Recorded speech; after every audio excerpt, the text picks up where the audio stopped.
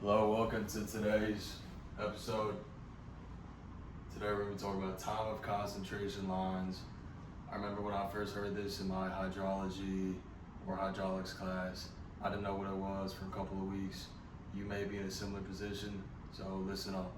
Time of concentration lines, I'll first define what it is.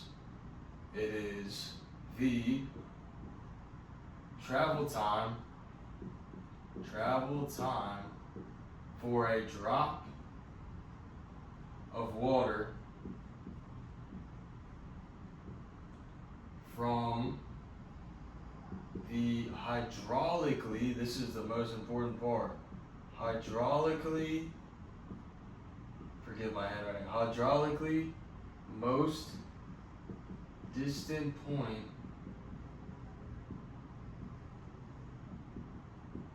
to the outlet. So that's the definition. Most important part, it is the time it takes from the most hydraulically distant point, not the physically most distant point. So I'll put this on the bottom just so you can really drill this into your brain.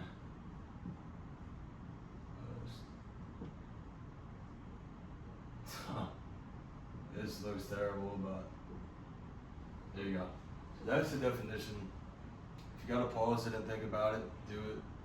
But this is the definition right here. Okay. I'll draw a little picture to show that. Alright, so now we're gonna draw out a picture of the TOC lines. So let's say that this is your watershed. So this is your watershed. It can also be referred to as your basin, drainage area, subcatchment. It all means the same thing. It's just an area that conveys flows from a storm all within a certain area. So let's say your TOC line, let's say this is your outlet. So this is your outlet, right? And this could be something like a detention pond, or if it's in a parking lot, it'll be a trench drain, or it could be a sewer inlet, something like that that just takes all the water from the subcatchment, watershed, whatever, and then conveys it somewhere else. So that's what the outlet is. And let's just say your TOC line starts here, and maybe it's following the grades and it comes out here. Let's say this is your longest TOC line. So it just looks like this, basically, whenever you're doing any design. So yeah, just TOC line. Boom. So why are TOC lines important? Why are you learning about them in school?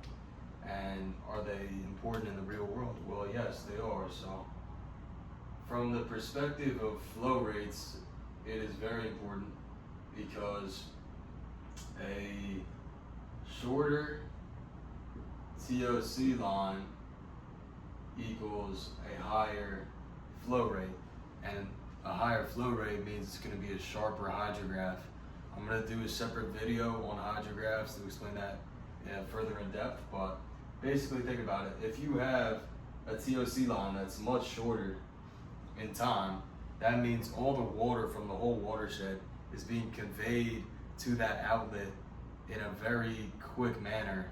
So when that happens, all that deluge of water is coming in at that point, which means the flow rate's gonna be going way up, which means you're gonna have to account for a lot more water at a certain time, which can affect engineering decisions like detention pond sizing, storm drain sizing. So you're gonna have to make real world decisions following the calculations of these TOC lines. So that's why it's very important, and I'll explain this in more depth in another video. So another super important aspect when it comes to TOC lines is that there are 3 different types of flow when it comes to TOC lines. So first we have sheet flow. Now this is the slowest of the 3 that I will talk about, and it is a max 100 feet long. you can intuitively probably reason what sheet flow is. It's essentially a shallow layer of flow that's uniformly distributed across a very wide segment of the watershed. But it's maximum of 100 feet for a reason, because after 100 feet of flow, that velocity is going to be going way up, and then simultaneously the terrain of the watershed is going to be uneven, and that's going to lead into our next part, which is called shallow concentrated flow. So this is a understandable segue after sheet flow, and this is going to be about a medium speed, and as I said, that sheet flow is going to turn into little rivulets, and it's going to not quite be a massive channel, but that sheet flow is going to get distributed into little different channels, little mini channels coming through the watershed called rivulets. And lastly, we have channel flow. So this is where all that water flows into a massive channel that can be either natural or man-made, and it is the fastest type of flow. So, alright, so now we're gonna tie this new idea into the main point of this whole video, which is that the longest TOC is always the hydraulically most distant point of the watershed to the outlet, not physically. So I have a fun little example that we're gonna do here. So I'm gonna try my best to draw a little watershed, and what we're gonna do is we're gonna draw two different TOC lines, and we're gonna compare the two. So let's say this is our outlet, and let's say this is a channel in this watershed that we implemented as engineers, right? So let's say this is one TOC line, starting point, and then this is another, right here. So what we're gonna do is we're gonna assign these different types of flows different velocities. So let's say sheet flow is the slowest, let's say it's 1 foot per second. Let's say shallow concentrated is 3 feet per second. And let's say channel flow, the fastest, is 6 feet per second. So also one thing, I know I never learned it in school, but anytime you have a watershed, the way that the drainage, the direction that it flows is always dependent on the what's called grading and contour lines. So let's say our grading is something like this. These are our contour lines. It means that the water has to flow perpendicular to these contour lines, which basically just means the elevations of the watershed, which makes sense. It's gonna flow downhill, and it's gonna flow along these lines. So let's say these are our contour lines, right? Then this guy is gonna go perpendicular like that, and then boom, once it hits the channel, he's coming down all the way down Main Street, all the way down to this outlet. So that's gonna all be channel flow.